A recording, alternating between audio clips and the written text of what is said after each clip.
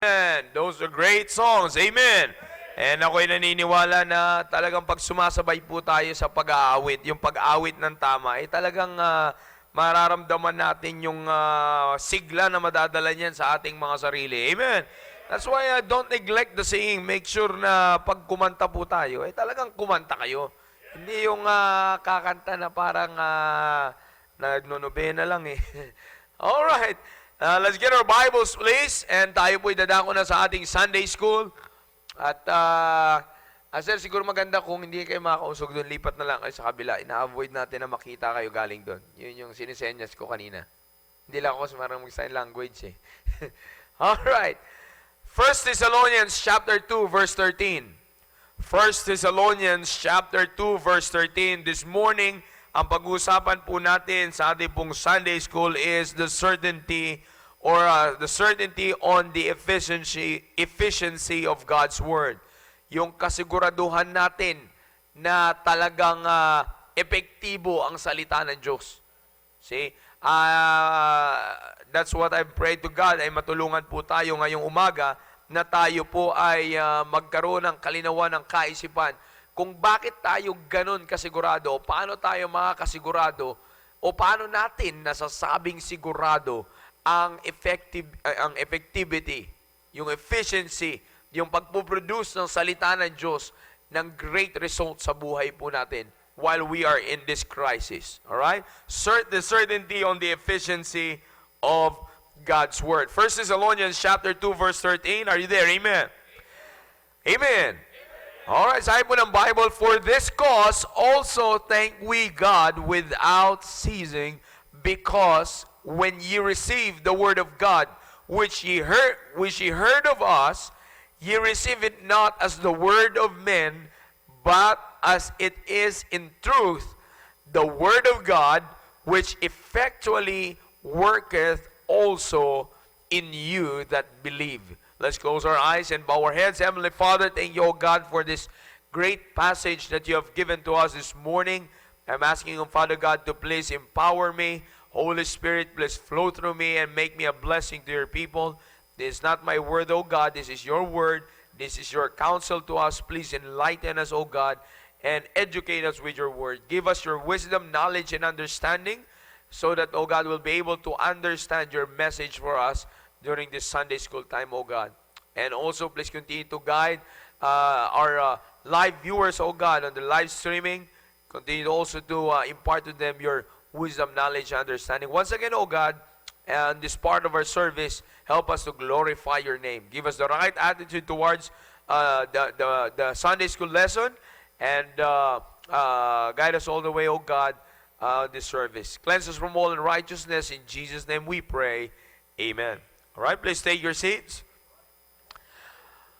All right, during this time of crisis, naririnig na po natin while we are here, not actually during this time of crisis, but during this time of quarantine. All right, lagi na po nating naririnig, maraming beses natin naririnig na itinuturo po sa atin yung efficiency ng salita ng Diyos. Of course, pag pinag-usapan po natin yung efficiency ng salita ng Diyos, ang pinag-uusapan po natin ay yung effectiveness ng salita ng Diyos. That the Word of God can produce a desired great result sa buhay po natin. Once na in-apply natin ang salita ng Diyos sa buhay natin, we can assure sa sarili po natin that tayo po ay may matatanggap, ay magkakaroon tayo ng result sa buhay po natin, and that result will always, that result will always help us to have that result, yung result po na yun, ang makakatulong sa atin na lumago pa tayo lalo bilang isang Kristiyano. And many times, like I said, many times, naririnig po natin ang patungkol sa efficiency ng salita ng Diyos. And most people, bagamat naririnig po natin yan, sa panahon po natin ngayon, marami pong tao ang naniniwala that we need to be more practical than spiritual sa panahon ng crisis. See, that's how they define it, or that's how they say it. Marami po, lalo na yung mga hindi nagbibigay, hindi ganon, solid ang kanilang pagbibigay ng panahon sa Diyos, buo ang kanilang loob sa kanilang pananalig sa Diyos during these times, ay mas pinaniniwalaan nila yung isang paniniwala that they have to be more practical than spiritual sa panahon ng crisis. And this is exactly the reason kung bakit marami pong tao up until this time, they are still doubting if the Word of God is important na bigyan ng focus habang nasa crisis po tayo. Yeah? You see that? Now, tingnan niyo po marami pong tao ngayon, bagamat nandito tayo sa ganitong klaseng kalagayan, mas marami po ang mga tao pa rin na hindi nagbibigay ng focus o ng pansin, nagtutuon ng kanilang pansin na ang salita ng Diyos ay mahalaga at may malaking maitutulong sa kanila habang nandito tayo sa ganitong klaseng panahon. You see, let me give you an illustration for that. Tingnan niyo po, ang alam lang nila is panalangin. Manalangin. Di po ba, madalas natin nakikita yan sa social media, you pray, at may mga nananalangin, kanya-kanyang panalangin na sila sa Diyos, bagamat yung iba ay mga, sad to say, ay para sa mga nanonood po sa amin na mga baguhan lamang at dito sa live streaming po natin, this is not to attack any religion, but the truth is, they're performing prayers na hindi naman tama. See? Hindi tamang paglapit sa Panginoon, pakikipag-usap sa Panginoon, because all they thought, what's important is prayer. Wala silang knowledge, and they're not even giving time na magtuon ng pansin sa salita po ng Diyos. It's because, for them, most of the people, it's just a waste of time. Kala nila okay lang yung panalangin natin sa Panginoon na isalba yung bansa natin, pagkatapos, yun na. That's it. You see, it's because ang alam lang nila, yun yung kanilang pagiging practical sa kanila, and they didn't know that may malaking papel sa buhay natin that during these times, we have to be spiritual for us to be practical. Yan ang hindi po nila nakikita. And what will help us to be on that situation is no other than the Word of God. Because only the only efficient thing, binanggit ko po yan dati dito, tinuro ko po yan dati dito, the only efficient thing that will help us be spiritual and have a practical living while we are on this crisis is no other than the Word of God. See? It's because they still doubt. Katulad sabi ko po sa inyo kanina, pinagdududahan pa nila. Maraming tao ngayon ang nagdududa sila sa kakayanan o magagawa ng salita ng Diyos sa buhay nila. See, kaya hindi sila, because of that doubt, hindi sila sigurado na ang salita ng Diyos ay epektibo sa panahon ng krisis. You see, most people today tend to rely more on their own personal instincts or on their own personal ways kung paano sila magso-survive on this crisis. And actually, that kind of thinking also endangers a lot of Christians. Bakit po? Kasi na-adapt ng maraming Kristiyano See? Kaya nga po, nakakalungkot. At on the other side, bagaman nakakalungkot po yun, makikita po natin na tayo po na nakapag-aral po na ganito, dapat natin magpasalamatan sa Panginoon that wala tayo doon sa kalagayan po na yun. Amen? Now, kaya ko po ito binibigyan ng linaw po sa atin is because para maging maliwanag ay po ito sa atin at patuloy tayong mga paalalahanan. Because if we start to have a single doubt on the Word of God, then our life is really in danger. Totoo po yan. Kumbaga, pag pinagdudahan po sa ibang panalita, or Tagalogin natin para sa maliwanag, maintindihan ng lahat.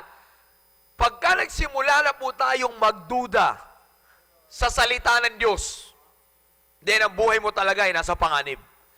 Mapakristyano ka o hindi ka kristyano, pag pinagdudaan mo na ang salita ng Diyos, may problema ka. See? Magkakaproblema at magkakaproblema ka. Bakit? Maaaring magtatanong po, bakit mo naman nasabi yan, Brad?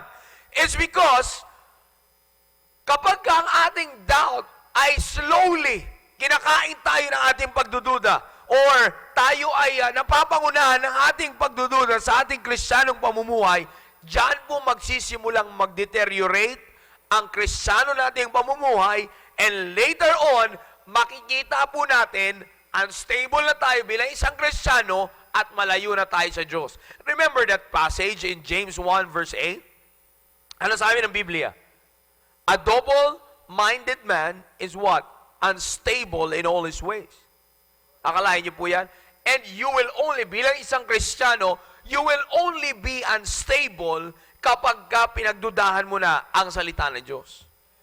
You see, in fact, pwede po, alam niyo po, we have to be careful on this. It's because pwedeng dumating sa buhay po natin na tayo, yung hindi natin pagsunod sa salita ng Diyos is also another form of showing to God that you don't really believe or you don't really rely on the commandments of the Lord.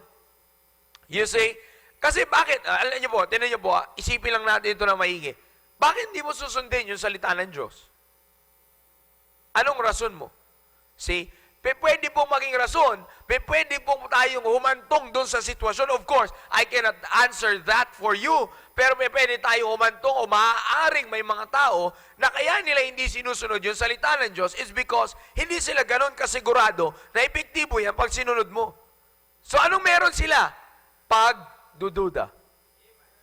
Pagdududa sa salita ng Diyos. And, again, sabi ko nga, pag nagduda ka na Kristiyano, pag nagduda ka na sa magagawa ng salita ng Diyos, o wala kang kasiguraduhan sa pagiging epektibo ng salita ng Diyos sa buhay mo, your life will be in danger. Remember that principle that our pastor shared to us? Life without the Master, wala yatang sulat yan sa Bible Life, sulat nyo na lang sa Bible nyo po, wag sa notes, para matandaan nyo. Sabi ng ating mahal na pastor, life without the Master. Christian life. I'm talking about the Christian life. Or even not the Christian life. But any life without the Master is a disaster. Prinsipyo yan na itinuro na ating mahal na pastor. You write it down. Nasa harap po yan ng Bible ko. Life without the Master is a disaster. Because how will you know to live your life if you don't have the Master of this life? And who is the Master of this life? Of course, the Creator of this life. The Lord of our life, which is the Savior of this life, no other than the Lord Jesus Christ. And, sabi ko nga mga kapatid, pag pinagdudahan mo ang salita ng Diyos, you cannot take away the fact that you are also doubting Christ. You are also doubting God, and that's the biggest mistake of our life pag pinagdudahan natin ang salita ng Diyos dahil pinagdududahan mo na rin ang Diyos. And again, mga kapatid, Christians should never ever try to stay away from the Master. Bakit? Meron tayong 1 Peter 5 verse 8. You see, the devil is like a roaring lion, walking about seeking whom he may devour. Akalain niyo po yan? Naglilibot-libot lang siya. Humahanap ng pagkakataon. Parehas ng mga nag-ikot-ikot dito pag linggo. Humahanap lang ng butas. See? Humahanap lang ng butas. Now, when doubt strikes, tinan niyo po ito na po tayo. Let's go to the body of this lesson. When doubt strikes sa atin, ang pinakaunang naapektuhan po, walang iba, kundi of course, ang ating belief. Amen. I hope you're following. Amen. This is a lesson. This is a teaching type. Alright? Now, pay attention to this. And, pag pinag-usapan po natin, of course, yung belief, I just want to define to you the word belief. The word belief is the state or habit of mind in which trust or confidence is placed. Okay? It is the state or habit of mind na kung saan yung ating trust and confidence is placed. See? Kaya po yung ibig sabihin ng paniniwala. If our belief, that's why brethren, if our belief is affected by our doubt, mahirap na po sa atin ang mag-rely sa isang bagay o sa kanino mang tao na magsasabing kaya niyang i-provide ang hope, ang assurance, ang safety natin. you will never rely on that person or on that thing kapag ka naapektuhan na ang ating belief. Naapektuhan na ng doubt ang ating belief, kailanman hindi ka na magtitiwala sa personang yan o sa anumang bagay na yan. Kaya ako po yan sinasabi sa inyo, para maintindihan nyo po na pag ang doubt ang pumasok po sa atin, yan na po ang unang-una niyang mangyayari. Now, tinan nyo po may mga bagay-bagay po sa buhay po natin na dapat po natin consider. I have two statements here that we have to consider checking para hindi po maapektuhan ng pagdududa yung ating paniniwala sa kasiguraduhan po natin na ang salita ng Diyos ay epektibo sa buhay natin. I hope maliwanag po yung pinag-uusapan natin. And I believe I'm not going too fast for you this time. Alright? Now, ano po yun? Dalawang bagay lang po ang muli nating balikan at pagbulay-bulayan po natin. Let's go to our passage. For this cause also thank we God without ceasing, because when ye received the word of God, which ye heard of us, ye receive it not as the word of men. Take note of that phrase right there. Nung tinanggap po nila, sabi ni Apostol Pablo, nung tinanggap nila ang salita ng Diyos, they received the word of God not as the word of men. That's the first thing that we have to consider checking para po malaman natin kung talaga bang sigurado tayo, yung paniniwala po natin ay walang pagdududa at tayo ay merong kasiguraduhan sa effectiveness ng salita ng Diyos sa buhay po natin. Ano po yun? Never receive the word of God as the word of men. Now, tinan niyo po we have to be honest with this, brethren, is because sa panahon po natin ngayon, God is using men to give us the Word of God. We are not anymore receiving the Word of God like Moses in their time directly from God. May tao na pinagdadaanan. Alright? Tandaan niyo po ito. Receive it not as the word of men. We have to check this carefully. It's because, alam niyo po, isa po ito sa nagiging kadahilanan kung bakit maraming mga Kristiyano ang hindi buo ang kasiguraduhan at ang paniniwala na epektibo ang salita ng Diyos sa buhay nila. Bakit? It's because they are receiving it, the Word of God, they're receiving the Word of God just a word, katulad sinasabi dito, tinatanggap nila ang salita ng Diyos as the words of men. At hindi Word of God.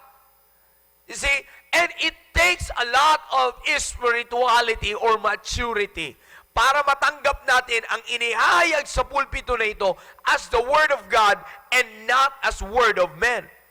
Bakit po? Ito yung pattern natin From God, the Word of God, from God, bibigay niya sa man of God, and then to us members.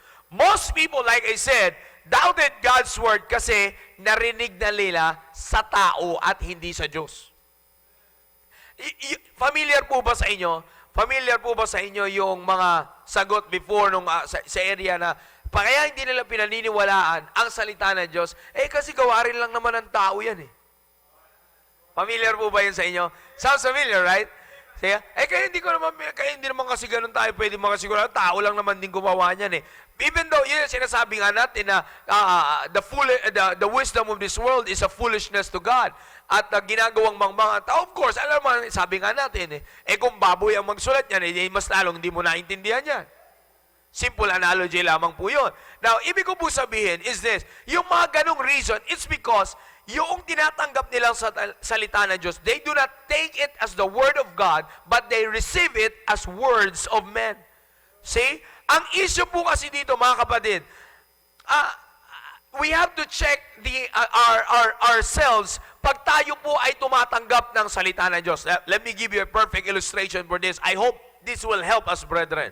Now, tinan niyo po sa atin po as members of this church, we're hearing our pastor preach and even preachers preach in this pulpit. Paano po ba natin yan tinatanggap ang salita ng Diyos? Do we really receive it as the Word of God or as the Word of men? See? Of course, sasabihin natin, siyempre salita ng Diyos. Now, let's have a reality check. Pag pinag-usapan po natin yung tithes and offering, How do you receive it? Word of God or as word of men? Reality check, brethren. Reality check.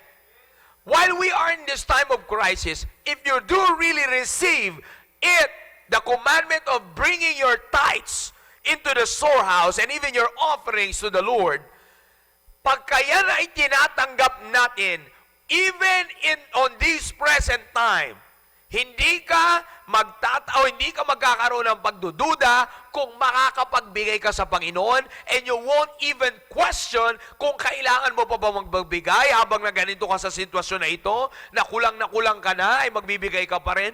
Walang ganyang papasok sa isip mo kung wala kang doubt na sigurado ka na totoo ang sinasabi ng Biblia. You see, if you receive it as the Word of God and not as the Word of men, reality check again. Let's check ourselves, brethren. That's the reason why we are being taught by the Word of God. Tingnan niyo po. Mas madalas po bang lumalabas? Of course, again, let's be mature on this matter, brethren. I'm not saying this to judge, or I'm teaching you this to help you, brethren. Pag nakakarinig tayo ng salita ng Diyos, ano ba ang lumalabas? Ang pagsunod natin sa salita ng Diyos. The reality is, minsan, nasusunod na natin ang salita ng Diyos, kasi sinabi ni pastor yan eh. Alam nyo ba that we have to be careful on that? Narinig po natin yan sa ating mahal na pastor. Hindi siya naghahanap ng puri ng tao. Pag naghahayag sa salita ng Diyos dito, kaya niya po tinuturo rin po yan sa amin that we have to really study the Word of God so that pure Word of God ang darating po sa atin. But the question is, how do we receive it? Para po kasi hindi papasukin ng diablo ang doubt sa isipan natin, para magkaroon tayo ng kasiguraduhan na effective ang salita ng Diyos sa buhay po natin, we have to check even these very small details. Again, Satan is subtle. Remember in Genesis, the serpent is subtle. See? He is very clever para maloko po tayong mga Kristiyano. Sinusunod mo na ba ang salita ng Diyos dahil sinabi ng Diyos o dahil narinig mo kay pastor? You see? Kaya po ano ngayon ang nangyayari ngayon? Saan po ngayon papasok yan? Tingnan niyo po kung saan kayo dadalhin yan. Kapag kaganyan po ang nangyayari, pagka makakita ka ng onting problema na lalabas sa mga taong nag-aayag ng salita ng Diyos, o sige na mo na, sinasabi ko na sa iyo, hindi totoo yan sinasabi ng Biblia. Hindi totoo yan pinipreach na yan eh. You see? Pag nagkakita nyo na nagkamali ngayon, yung nag-aayag ng salita ng Diyos, pati salita ng Diyos, dinadamay nyo. You see? Again, let's open our minds, brethren. This might hurt us, but this is the reality. Alright? I hope you're following. Amen. Tingnan niyo po. I want to read you the verses 3 down to verse number 6 of 1 Thessalonians chapter 2.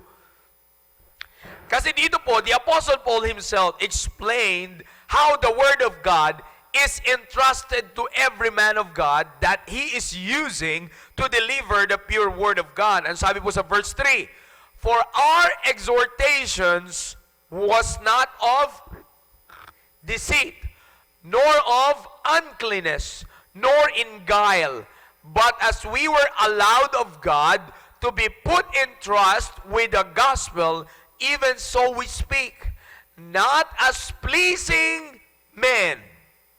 Tignan niyo po not as pleasing men, but God, which trieth our hearts. Verse 5, for neither at any time used we flattering words, as ye know, nor a cloak of covetousness. God is witness. Verse 6, nor of men sought we glory, neither of you, nor yet of others, when we might have been burdensome as the apostles of Christ. Now, maliwanag po yung sinabi po dyan ng Biblia. You see, makikita po natin dyan yung sinasabi ni Apostle Pablo na I just mentioned to you a while ago. Na sinasabi nila paliwanag ni Apostle Pablo dito kung paano nila inihahayag ang salita ng Diyos. The same thing, kung ganun po ihayag sa atin ang salita ng Diyos, therefore, we really got to have that proper or right attitude na tanggapin ang salita ng Diyos as the Word of God and not as the Word or not as words of men. See? That is very important. We have to be careful on this matter because sabi ko nga po, this goes both ways. I mean, whether sabihin na natin sa positive or sa negative side, parehas po yan. You see, makikinig ka lang or, again, let's check ourselves, listen carefully, makikinig ka lang when you like the preacher. But you'll not take the word of God if you don't like the preacher. Reality check. Reality check. Matatapos ang quarantine o tanggalin man ito, magtuloy-tuloy, reality check. Again, inuulit ko po, nais ko lang po munang palang sabihin sa inyo, nakalimutan ko po ito. Nasa isang outline ko pala yon. Bago pa tayo pumasok sa crisis na ito, we are already engaged in a crisis. Ang sabi ni Pastor, naalala niyo po yung preaching, crisis before crisis. Kaya wag po natin sabihin na ito lang yung crisis, no? Ibang uri lang ng crisis ito, pero matagal na tayong nasa crisis. You see, kaya ko po yan sinasabi sa inyo mga kapatid, it's because for us, habang namumuhay po tayo, para hindi po tayo pasukin ng pagdududa na ang salita ng Diyos ay talagang sigurado sa buhay natin, let's check ourselves, how do we receive the Word of God? Sabi ko nga po sa inyo, alam ng dyablo kung ano ang gagawin niya para hindi po natin makita ang bagay po na ito na tinitake na pala natin ang mga naririnig natin sa pulpitong ito as words of men and not words of God. We have to be careful on that matter, brethren. Kaya nga sinasabi ko po sa inyo, hindi po biro yung pag-upo natin sa loob ng simbahan eh. We're not playing, pagka nandito na po tayo sa church at nagbe-preach ng salita ng Diyos, yung hindi natin pagpe-pay ng attention sa salita ng Diyos, siya sa atin ang sarili natin dyan sa bagay po na yan. See? Yung pagtanggap po natin, yung process ng pagtanggap natin sa salita ng Diyos, habang nakikinig tayo, habang tinuturo yung salita ng Diyos, that is very important, na mas ihasat natin ang sarili natin, na nung naririnig natin on the spot, yung preaching, salita ng Diyos yan. Hindi yan sinabi ng preacher. Alam niyo po, this will lead us, pagka hindi po natin na-check ito, this will lead us to doubt the efficiency of God's Word. Kasi nga sabi ko po sa inyo, if the man fails, if you take it as the word of God, as the word of man, if the man fails sa kanyang pinipreach, and then, ano pong mangyayari ngayon sa atin? Magdududa ka na ngayon sa salita ng Diyos. Now, remember this, the right attitude is to take it for yourself and nothing else. Pagka tayo po ay nakakapakinig ng salita ng Diyos, para maiwasan po natin na bumagsak tayo sa ganong sitwasyon, sabihin mo mismo sa sarili mo, nga po sinasabi ni Pastor mindset. Pag maupo po tayo at makinig tayo ng salita ng Diyos, let's have that mindset, makikinig ako ng salita ng Diyos. At pagka nagkaroon ka ng mindset na yan, never entertain things that will take you away from your mindset. Pagka nakinig ka na ng salita ng Diyos, para mawalan ka ng pagdududa, makikinig ako ng salita ng Diyos. Ang tatanggapin ko ay salita ng Diyos. See, ano man na mangyari doon sa nagsasalita, hindi ka dadalhin doon sa sitwasyon. Nakita mo na, sinabi ko na, palpak yung sinasabi niyan eh. See, wala sa katotohanan. Hindi ka dadalhin doon. Bakit? Alam mo na yan ay tinanggap po, para sa akin yan ibinigay ng Diyos. Ano man mangyari, sa taong nagdadala yan, wala akong pakialam. Ginamit lang siya ng Diyos para ibigay sa akin yung salita ng Diyos. You see the point, brethren? Kaya ko po yan sinasabi sa inyo, mga kapatid. It's because it's very important that we have to check and we have to be sure that when we receive the Word of God, we receive it not as the Word of men. Not as the Word of men. Kaya ko po yan kasi that is very important, brethren. Aalisin po niyan ang pagdududa po natin sa salita ng Diyos. See, again, sabi ko po nga sa inyo, kaya po natin ito pinag-uusapan at pinag-aaralan. Kaya po tayo ini-educate ng salita ng Diyos sa bagay po na ito. It is because yung kalaban po natin ay mas matindi pa mag-isip kahit sa sino pang pinakamatinding militaristic mind o may kaisipan ng espionage na pagdating sa mga militaring bagay, hindi nila kayang tapatan ng paggaling lang dito sa mundong ito, hindi nila may isahan ang paano ang dyablo manloko. See? Nakikita natin ngayon, may mga government officials na magaling manloko sa kanilang opisina, kaya nakikilala silang corrupt, pero hindi pa rin nila ganun matindi, mahihigitan ang dyablo pagdating sa pangungurap. Kaya po natin pinag-uusapan to para maging maingat po tayo mismo sa ating mga sarili. Second, again, the first na kailangan po natin i-check, when we receive the Word of God, we have to receive it, never receive it as the word of man. Second, always be sure to receive God's word in truth. Tanggapin natin ang salita ng Diyos sa katotohanan. Ano sabi ng Biblia? You receive it not as the word of man, but as it is in truth. The word of God. Now listen carefully. The word of God has to be received in truth, because the Word of God always speaks of the truth. Kailangan tanggapin natin ang salita ng Diyos sa katotohanan dahil ang salita ng Diyos ay nagsasalita ng katotohanan. Kaya nga po in this present times na tayo po ay namumuhay sa kalagayan po na ito, tanggapin natin mga kapatid na ang salita ng Diyos ay totoo sa totoong buhay po natin ngayon. I mean, let's accept first the reality kung anong klaseng pamumuhay meron tayo ngayon. At itong katotohanan sa pamumuhay natin ngayon, we have to receive the Word of God. It's because kung gusto nating mamuhay sa katotohanan, ang kailangan natin ay yung nagsasalita ng katotohanan. And again, brethren, maraming beses natin napapakinggan, you cannot trust any source in this world that will give you the truth apart from the Word of God. Only the Word of God can give us the whole truth.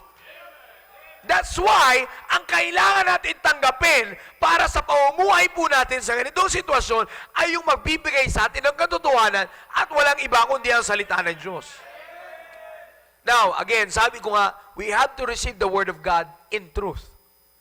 Huwag mong, in other words, isa pa sa kailangan po nating maintindihan dito mga kapatid, huwag mong tanggapin ang salita ng Diyos kung ikaw ay nasa kasinungalingan. Again, ulitin ko po, huwag nating tanggapin ang salita ng Diyos kung tayo ay namumuhay sa kasinungalingan. Kayo lang po, tayo lang po, ang nakakaalam niyan at ang Diyos. Even though nakakaparinig po tayo na ng preachings, even though wala pong manghuhula sa atin. Wala po ditong may lahi ni Nostradamus. Si lahing hippopotamus, meron. Pero lahi ni Nostradamus, wala. Ano po ibig sabihin? Tanggapin mo muna kung anong klaseng pamumuhay ka meron ngayon. And then ipasok mo ang salita ng Diyos. And what will help you accept the truth of your life is the word of truth.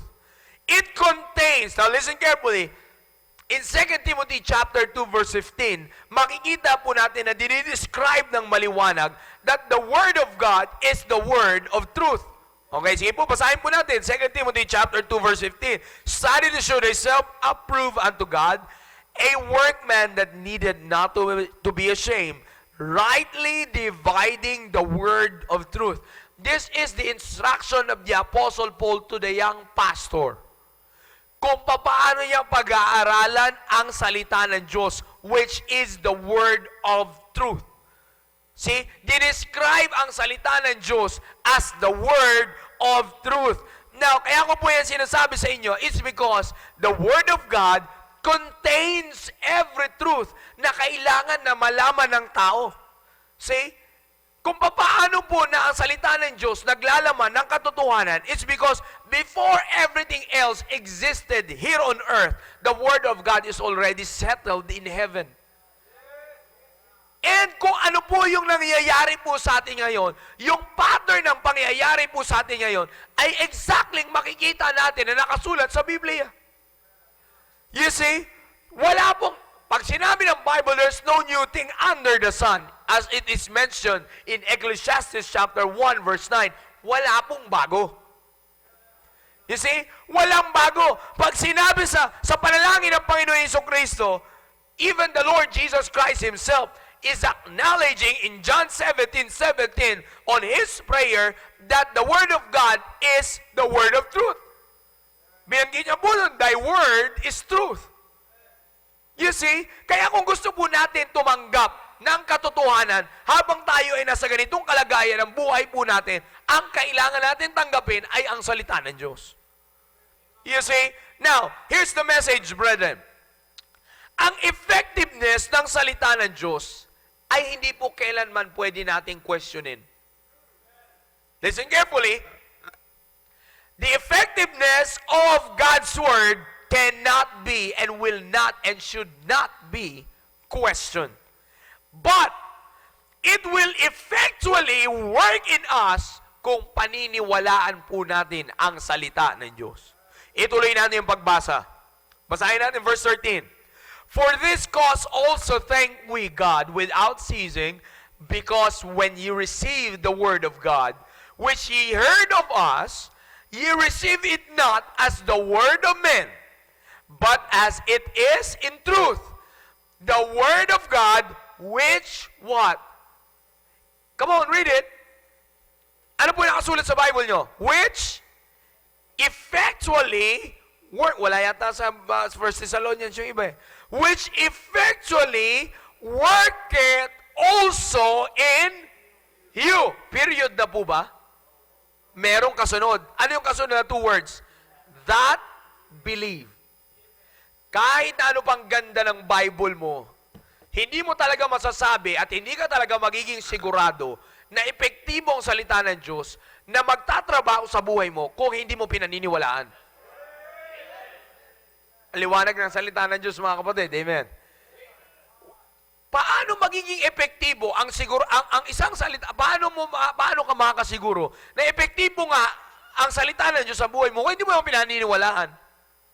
Kaya nga bago mo tanungin o questionin, para sa mga nanonood po namin na first-time visitors, o kung meron man nanonood dito na hindi po miyembro na aming simbahan, nais ko po sabihin sa ating lahat, bago natin questionin ang katotohanan ng kasiguraduhan na ang salita ng Diyos ay epektibo sa buhay natin, paniwalaan mo muna. Not unless you believe the Word of God, it will never be effective to you. But, again, sabi ko nga po, that doesn't mean na tatanungin mo ang salita ng Diyos, epektibo ba yan? Bakit? Pinaniwalaan mo na ba? Paniwalaan mo. Malalaman mo kung epektibo yan. The reason ko bakit marami pong mga tao ngayon ang nagda-doubt na or hindi nakakapagbigay ng focus sa salita ng Diyos at sinasabi nila na hindi sila nagbe-pay attention, hindi nila binibigyan ng panahon ang salita ng Diyos sa panahong po ito. Hindi sila nagbibigay ng focus na ang salita ng Diyos ay mahalaga sa panahong ito. Alam niyo po kung anong kadahilanan? Kasi ang simpleng kadahilanan po is that kulang sila sa paniniwala sa salita ng Diyos. Sabi ko nga po, I'm always mention this, subukan mo muna yung salita ng Diyos. Pag hindi naging epektibo sa iyo, kahit buhay ko pang ipalit mo, okay lang. Ganyan ako maniwala sa effectiveness ng salita ng Diyos. Buhay sa buhay. Buhay sa buhay. Sigurado ko naman saan ako pupunta, tsaka wala. It doesn't matter. That's not anymore my issue. My issue is that's how I believe the Word of God. You see? Now, kaya ko po yan sinasabi sa inyo, because as we live this life in crisis, every details na kailangan natin sa Kristiyanong pamumuhay na itinuturo ng salita ng Diyos ay kailangan siguraduhin natin na matanggap natin thoroughly and without a single doubt. Huwag niyong pagduda without a single doubt. Lahat ng tinuturo ng Biblia, in detail, we have to be sure na yan po ay tatanggapin natin ng buo. Satan will always make a distraction, brethren. Satan will always make a distraction na makakaapekto sa ating paniniwala sa salita ng Diyos. He will always do that. Hindi siya titigil na questionin natin hanggat hindi natin kini-question ang salita ng Diyos. Remember, sinong author ng pagtatanong ng salita ng Diyos? Satan. Going back to the book of Genesis, had God said? Sinabi ba ng Diyos? You see, kaya pag may katanungan ka, epektibo ba talaga yung Biblia? Wow, bira, baka kasin kayo ni S.A. Tan. Baka Tan din ang apelido mo. Pagka sinabi mo, kailangan ba talagang gawin yan sinasabi ng Biblia? Was! Baka magkamag-anak kayo ni Mr. Tan. Kala natin, basta-basta lang tanongin ang salita ng Diyos. Hindi natin alam. Matindi ang pupuntahan natin. Pagka kinwestiyon natin o pinagdudahan natin ang salita ng Diyos. Again, Satan will make a distraction para maapektuhan ang paniniwala natin sa salita ng Diyos. And if you entertain it, then we will doubt on the efficiency of God's Word. I'm already done. I just want to leave this to you. God's Word is always efficient. Believe it or not. Inuulit ko po. God's Word is always efficient. That's the truth. Whether you believe it or not. But if you want the efficient Word of God to work in you effectively, then believe on the Word of God. Mga kapatid, simple lang yung pinag-usapan po natin ngayon. But again, magkaroon tayo ng reality check. Reality check. See? How do we accept the Word of God? How do we receive it? Do we receive it as the Word of men or as the Word of God? Do we receive it in truth? Kayo lang po nakakalam niyan. Tayo lang po nakakalam niyan. But I believe this lesson help us, brethren, na patuloy pa nating pasalamatan kung tayo man ay nasa sitwasyon ngayon na hindi tayo nagdududa sa salita ng Diyos. Mga kapatid, let's praise God for that. The reason why I want to share this lesson to you is that para matulungan po tayo to be certain on the efficiency of God's Word. Again, mga kapatid, it doesn't matter kung gaano tayo katagal na Kristiyano. Mapaluma, mapatagal, pwede tayong lukuhin ng dyablo. I hope the message is clear. Amen. Amen. Alright, let's all stand up please. Pasalamatan po natin ang Panginoon sa lesson po na ito. Dakilang Diyos sa mga pangyarihan sa lahat. Maraming salamat, Panginoon, at muli nyo kaming tinuruan, Panginoon, at muli nyo kaming binigyan ng kalinawan sa aming mga isipan kung paano po namin mapapanatili ang aming kasiguraduhang paniniwala sa efficiency ng inyo pong salita. O Diyos, even at the very beginning, Satan has been always twisting your word, has been always making people doubt on your word, and he's been always questioning your word, O God. Kaya kung nangyari pa po yan sa pasimula, how much more sa panahon po ngayon na makakagawa po siya ng maraming distraction na makaapekto sa aming paniniwala sa resulta na pwedeng gawin ng salita ng Diyos sa buhay po namin. That's why, oh God, we are thanking you so much for this great blessing that you have given to us sa araw po na ito. Maraming salamat po, Panginoon, sa inyo pong pagmamahal po sa amin. At binabalik po namin ang papuri at pasalamat po sa inyo sa pangalan ni Jesus. Amen. Remain standing, please.